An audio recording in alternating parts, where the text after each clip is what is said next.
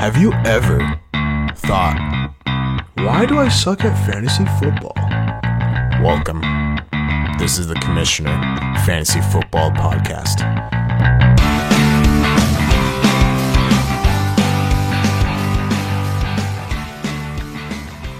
Hey, welcome to another episode with the Commissioner, bringing you some fantasy football advice, hopefully some help, again, to have fun playing fantasy football and hopefully win some championships.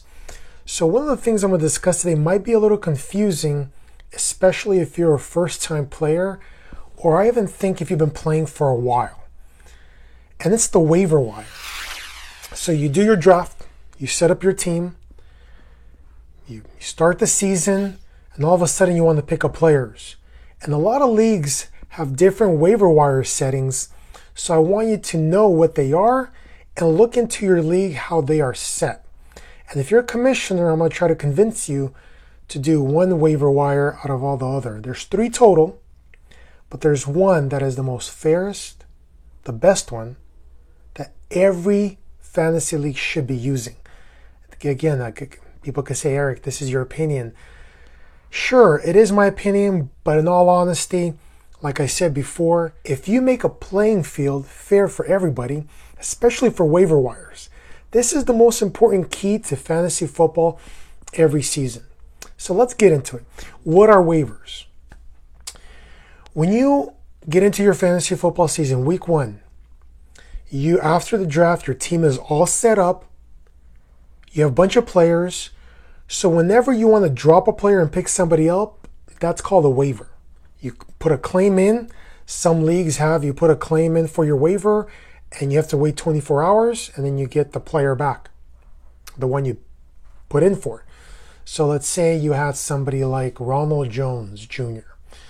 and you wanted to drop him. I don't know why, but I'm just giving an example. You want to drop him from somebody else. So let's say he gets injured. You had your draft and something happens during practice. He gets injured. He's done for the season. So you drop him, or you could put a waiver claim for another player to pick up.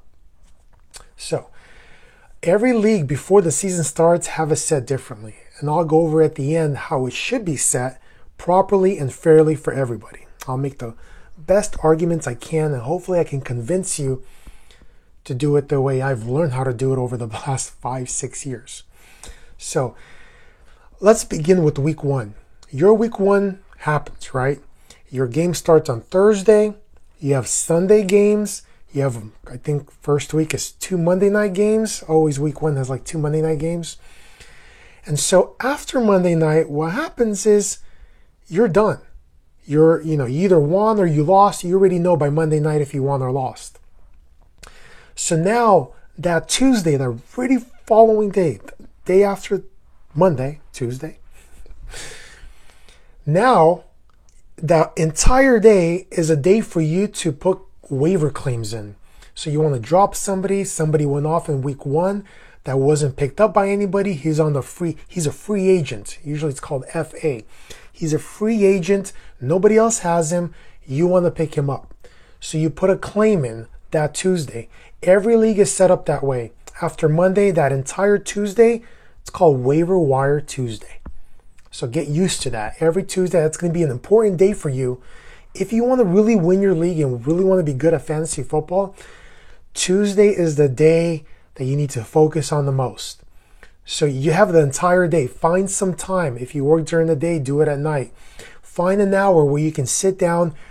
If you didn't watch football that weekend, but you want to, read some articles, look over some, reviews or highlights or whatever it may be. And there's always people suggesting what players to pick up. On Monday or that Tuesday, there's a lot of podcasts out there with the waiver wire shows that you can look into the players you need to pick up if they're available in your league. So that's Tuesday. So the waiver wire, it goes through on Wednesday. So on Wednesday morning, sometime early in the morning, some waiver goes through like at 8 a.m., 10 a.m. Every league is set different. So whenever that Wednesday morning the waivers go through, you find out if you got the player or not. It's one of the best days, to find out if you got that player or you didn't. So, and then the rest of the week, a lot of leagues have free agency. So you could drop players, pick up players, drop players, pick up players at any time. And I'll get into that a little bit later because I don't think that's very fair, and I'll explain why. So, and I've personally experienced the unfairness of waiver wires. So, there's 3 types of waiver wires that I want to discuss, and the majority of leagues are set up for the first 2 waiver wires, and they're problematic, and I'll explain why. The first waiver wire is called rolling waivers. This is whenever you make a free agency acquisition, you put your claim in, you get that player, you're dropped to the bottom of the waiver wire. So usually before the season starts or whenever, there's a ranking of waivers. So you might be ranked 6th, you might be ranked 1st. That's priority. You get priority of picking up a player. Now, once you pick up that player, whenever, during the week, you're automatically dropped to the bottom. And it happens to every team. So it's called rolling waivers. That's what it's called. And that's pretty fair. I think it's one of the fairest ones, and we used to play with that a lot, and that's fine. But the problem is, for me, because I like to pick up a lot of running backs, I like to have a lot of wide receivers. I don't like quarterbacks a lot, so a lot of times in a lot of leagues, I'll be streaming quarterbacks or streaming defenses, and what that means is that every week I play the matchup. So I'll use one quarterback one week, I'll drop him, pick up another quarterback for a good matchup. And that's called streaming. So I'll do that with defenses. Sometimes I will do that with tight ends. And I'll do that with quarterbacks. But definitely for sure, quarterbacks and defenses, I do that a lot. Now, when you do that a lot, you're always at the bottom of the waiver. And it sucks. And so you cannot play that strategy that well because every time you pick up a defense the day before Sunday, and you have this defense that, there's bad weather in December and nobody's going to score points, and like the Washington Redskins, no longer the Redskins, sorry about that. Washington, whoever, the football team, is playing in Washington and it's snowing and it's raining. You know what? And if they're playing a decent team or, mediocre team, hey, I could stream that defense because of the weather. Things can happen. Turnovers happen. They'll get some points. So that's what I mean by streaming. The problem with that for me is every time I do that, I get dropped in the waiver wire priority list. So I get penalized for playing the game. I don't think that's very fair. And people will argue that you shouldn't be streaming, but that's the point of fantasy football. If you're active, you want to do everything possible to win. So that's where I kind of disagree. The other format for waivers is called the reverse standings waiver format. What that means is that the priority always goes to the team at the bottom of the standings. That's the worst waiver wire system because, sure, the team that's horrible at the bottom gets the priority of the top player to get better, sure. And that'll happen in a few weeks. Granted, I'll give you that. The problem is, let's say I have Christian McCaffrey, right? It's week 4. Christian McCaffrey during the game gets injured. I'm the top team. I'm at the top because of Christian McCaffrey. He's got me to the top. Now I lose my best player. And let's say his backup, or there's another running back that went off, or even his backup, the backup for Christian McCaffrey's running back position, I want to go pick him up, but I can't because the bottom team gets that priority all the time. So now I'm screwed. Now pretty much my season could be over because of one player. So I don't have that opportunity now until I become weak. By standings, I get worse and worse, and then I can get priority.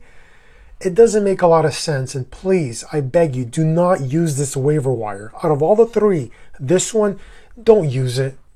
Please don't use it. And I'm going to go over right now the third one.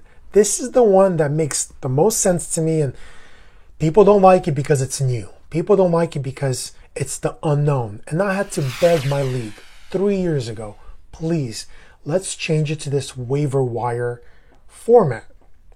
And it's called the FAB system, FAAB. And it stands for Free Agent Acquisition Budget. this is how it works. And I love how it works. It is weird at first, but once when you get used to it, it is the most fairest, the best waiver wire format for your league. So stick with me here. For the entire year, from week 1 to whenever, week 16, you get fake $100, or you can make it $200. Different apps give you, at least flexibility of how much money, but use $100 because it's easy to calculate. So everybody in the league, all your 10 or 12 team players, league mates, you get 100 fake fab money. It's called fab money. Now what you do, let's say that first week, that Monday's over, you have that Tuesday. Now what you're doing is you're putting in blind bids. Nobody sees what you're putting in. So let's say I'll pick Drake from the Arizona Cardinals. His backup is Chase Edmonds. It's a really good running back backup. He probably won't be available because most people will draft him. But let's say he's available in your league. And let's say Drake gets injured. Kenyon Drake is done. And so who's available? Chase Edmonds. He's gonna win leagues. He's a great running back. He did great in 2019. He's available. So now you're sitting there on Tuesday. Instead of knowing where your waiver wire is, you're putting a blind bid. Let's say you're the Drake owner. Hey, this could make and break your season, right? You need this backup. So you might be putting in $30. So nobody knows how much money you're bidding, but you're putting in $30 or you're putting in $40 because you're like, I need this guy because now I don't have Kenyon Drake. My season's might be done. I need his backup. And the other players in the league are putting blinds in, putting blind bids into the system, the waiver wire system. And so let's say you put $31 and other people put their bids in. And there again, there's all these different players on the waiver wire that people are picking up. They're picking up defenses for $1, $2. So everybody's putting blind bids in. So the next day on Wednesday when you wake up, you'll see if you got the bid or you lost the bid. So for me, the way I think why it's the most fairest is because of that situation I explained. Let's say Ezekiel Elliott. His backup is Pollard. Ezekiel Elliott goes down, that's going to ruin somebody's team. So if I'm a Zeke owner, what I'm going to do, and if I need Pollard, he's available on the waiver wire, I'm going to put a big bid in because this can make and break my season. With the other waiver wires, I don't have the opportunity to do that. Both of them, I cannot, unless I'm priority in the waiver wire, then I can get him. But a lot of times you'll fall into these situations where especially it can make and break your team and you're unable to pick up the player that you really need or even bid on them. And again, somebody might outbid you and pay $60 or $55 or whatever. So the thing with the fab money is that once when the $30 that you spend on Zeke or his backup Pollard, that $30 is gone and you have $70 left for the rest of the year. So that's where you have to kind of play to make sure you have enough money at the end to make bids at the end if you need somebody at the end. So you want to kind of balance it out. So it's like balancing money during the season. It makes it fun too. Like for example, during our trades, we trade players along with, we'll give them 25 fab money to kind of make the trade look better because somebody's running out of fab. So there's so much flexibility with fab and it makes even fantasy a little more fun as well. So I feel like that's the most fairest system because of that. Because every year there's injuries that are going to ruin your team. It's going to happen every season. And with the fab system, the fab waiver wire system, you have always the opportunity to get the player you want because you can place whatever bid you want on that player. And again, if it's a really priority, then you're going to put a lot more money. And again, sometimes you'll win players, sometimes you'll lose players, and you'll feel out your league how much people are betting every week. Because on Wednesday, it shows the people that put the bets in, that lost the bet, and people that won the bet. So you'll get that information and you start learning about your league. And now in our league, we kind of know each other already. So this is for me, I wish, I still play in majority of leagues that don't use this system. And I don't know why. I've asked some commissioners have listened to me and I'm thankful, but others are just stubborn. And again, I'm trying to inform that we're trying to make fantasy football fun. And if there's a funner thing to do and a better and fairer thing that we can do in fantasy football, do it. Come on. Just step out of that, I need to do this, and we always need to be like this. We always need to stick to what we know. There's always things that are being invented for fantasy. Fantasy football is a growing game or a growing sport or whatever you want to call it. It's growing. It's evolving. I think it's becoming a lot funner, a lot better. And again, get the Sleeper app, because the Sleeper app, man, it makes things so much easy, and I love that app. I did mention that free agency, FA, stands for free agency. And the last thing I want to finish on, after Wednesday, when you pick up your players, now most leagues give you an opportunity. You could drop a player and pick up a player automatically. I don't like that because of this. So kind of bear with me here. Stick with me for a couple more minutes here. The problem is I had a situation where, if you guys remember Kareem Hunt, I had Kareem Hunt, and it was like week 13, and the video came out of him kicking this girl. It was a Friday. I remember the video came out on Friday, and Damian Williams was available on the waiver wire.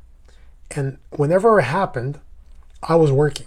I was busy. I couldn't see the news. I remember, I don't know what I was doing, but I was doing something for work.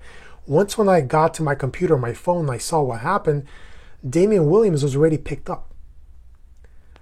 Now, because I work and some people don't work, or some people work nights, or some people work different hours, not everybody has the opportunity to always be looking at your phone. Players get injured during practice, during the week.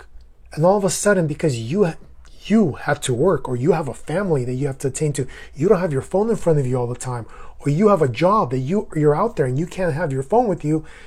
Now you're not able to pick up the player that you might need, that because your player got injured during the week. It happens all the time. So that is very unfair. And so what I did in our league during the week, every single day, we have a new waiver wire. So Wednesday, people pick up players. If you want to pick up a player, you put a waiver wire, you put in a bid for another waiver player to pick up. And the waiver every single day in our league end at 11 p.m. So people during the day, they have a chance at least to put a bid, to put a claim to get that player. So that gives a fair playing field for everybody, because again, we all don't work the same jobs. Some of us might be staying at home, or a lot of people are working from home. Some people, I have friends that work outside all the time. They don't have that opportunity. So it's very unfortunate, it's very unfair for those people not to be able to pick up the player that they need, or at least put a claim in for that player that they need. And we fell into a situation where Sundays, where all the games go through, people couldn't pick up players because, somebody right before the game was say, hey, they're not going to play.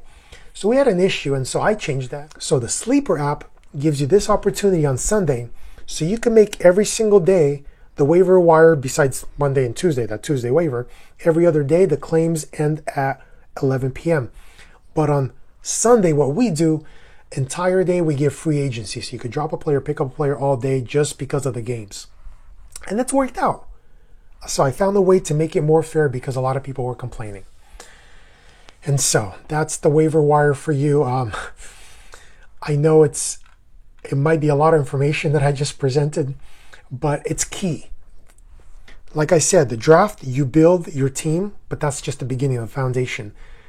Waiver wire, picking up players on waivers, that's how you win championships. So I hope you, commissioners, fix your waiver wire. Go to Fab. Go to the Fab system. And again, set your waivers daily so people can just pick up players and drop players anytime they want. Make that a rule, because again, it's unfair for those people who have to work different types of jobs. So we're trying to be fair. Again, at the end, we're playing a game. We're just hoping to have some fun. So I hope you guys are having fun. I hope you guys are going to have a good year. And again, commissioners, fix your system. Find the best thing and make the changes. Talk to your league. Communicate with your league now before the season starts. All right? Take care. Sayonara. Goodbye. Until next time. This is the Commissioner. Bye. Dude, you better not be sleeping after that podcast. That was an amazing message. Thank you for listening, and please subscribe to the YouTube channel, The Commissioner. Also subscribe on Spotify and Apple Podcasts. Any comments, questions, concerns, send them to the Instagram page, The Commissioner, your fantasy football guide.